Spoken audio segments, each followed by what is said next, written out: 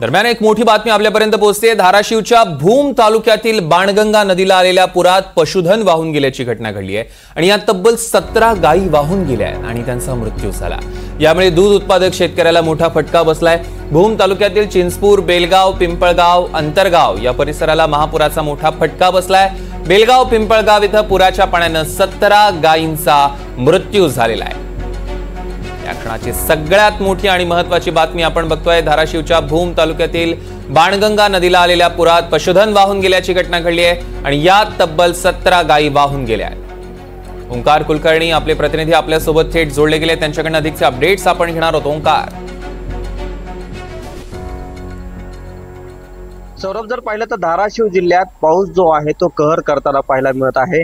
धाराशिव जिल्ह्यातील अनेक नागरिक जे आहेत ते पुराच्या पाण्यामध्ये अडकलेले आहेत। त्यातच आता दुःखद बातमी अशी समोर आलेली आहे की एका गोठ्यात बांधलेल्या तब्बल 17 गायींचा या पुरामुळे मृत्यू झालेला आहे। बाणगंगा नदी जी आहे ती भूम तालुक्यातून वाहते आणि त्या गावातील त्या नदीला मोठा पूर आला आणि त्या नदीच्या बाजूला असलेल्या एका गोठ्यामध्ये हे संपूर्ण पाणी शिरलं आणि अक्षरशः दावणीला बांधलेल्या ज्या दुभत्या गायी होत्या त्या गायींचा या पाण्यामध्ये मृत्यू झालेला आहे। अक्षरशः या मृत्यूच्या ज्या गायीचा मृत्यू झालेला आहे त्यांची रांग लागलेली कुठतरी पाहायला मिळत आहे। भूम तालुक्यामध्ये मोठ्या प्रमाणात दुग्ध उत्पादन घेतलं जातं। या भागामध्ये मोठ्या प्रमाणात पशुधन सांभाळणाऱ्या शेतकऱ्यांची संख्या जी आहे ती खूप मोठी आहे।